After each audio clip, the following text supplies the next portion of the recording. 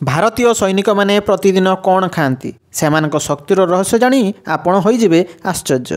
ଭାରତୀୟ ଯବାନଙ୍କ ଦିନ ଆରମ୍ଭ ହୋଇଥାଏ କଠିନ ଶାରୀରିକ ପରିଶ୍ରମରୁ। ରାତି 9 ପାହୁଣୁ ଆରମ୍ଭ ହୋଇଯାଏ କସରତ। ଆଉ ଏହି କସରତ ପାଇଁ ସେମାନଙ୍କୁ ଅଧିକ ପ୍ରୋଟିନ୍ଯୁକ୍ତ ଖାଦ୍ୟ ମଧ୍ୟ ଖାଇବାକୁ ପଡ଼ିଥାଏ।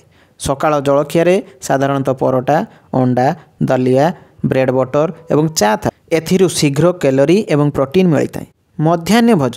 ମଧ୍ୟାହ୍ନ ଭୋଜନରେ କାର୍ବୋହାଇଡ୍ରେଟ୍, ପ୍ରୋଟିନ୍ ସହିତ ବିଭିନ୍ନ ଭିଟାମିନ୍ଯୁକ୍ତ ଖାଦ୍ୟର ସୁସ୍ଥ ମିଶ୍ରଣ ମିଳିଥାଏ। ଡାଲି, ଭାତ, ରୁଟି, ବିଭିନ୍ନ ପ୍ରକାର ଯୁକ୍ତ ତରକାରୀ ଏବଂ ଚିକେନ୍ ଅଣ୍ଡାକୁ ପ୍ରାୟତଃ ଶକ୍ତିର ଏକ ଭଲ ଉତ୍ସ ଭାବରେ ଅନ୍ତର୍ଭୁକ୍ତ କରାଯାଏ। ପ୍ରୋଟିନ୍ ଭାରତୀୟ ସେନାର ଯବାନମାନଙ୍କୁ ତୀବ୍ର ତାଲିମ ଏବଂ ଉଚ୍ଚ ପୋଷ୍ଟରେ ତିଷ୍ଠିବା ପାଇଁ ଅଧିକ ପ୍ରୋଟିନ୍ ଗ୍ରହଣ କରିବା ଆବଶ୍ୟକ। ତେଣୁ ଅନେକ ୟୁନିଟ୍ ନିୟମିତ ଭାବରେ ଚିକେନ୍, ମଟନ୍ କିମ୍ବା ମାଛ ଯୋଗାଇଥାନ୍ତି।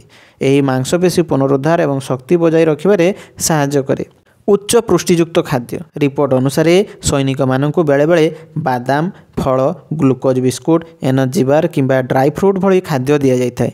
ଏହି ଖାଦ୍ୟଗୁଡ଼ିକ ଅଳ୍ପ ସମୟ ମଧ୍ୟରେ ହାଇ ପ୍ରୋଟିନ୍ ଦେଇଥାଏ, ବିଶେଷ କରି ପେଟ୍ରୋଲିଂରେ ଥିବା ସୈନିକମାନଙ୍କ ପାଇଁ।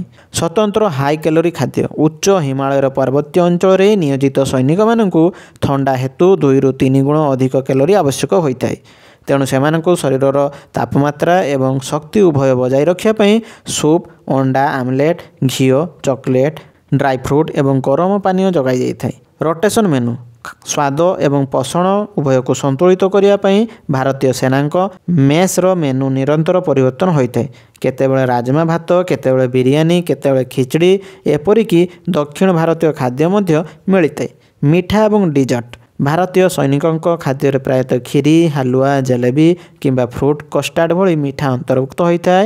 ଏଗୁଡ଼ିକ କେବଳ କ୍ୟାଲୋରିର ଉତ୍ସ ନୁହେଁ ବରଂ ମନୋବଳ ବୃଦ୍ଧିକାରୀ ମଧ୍ୟ।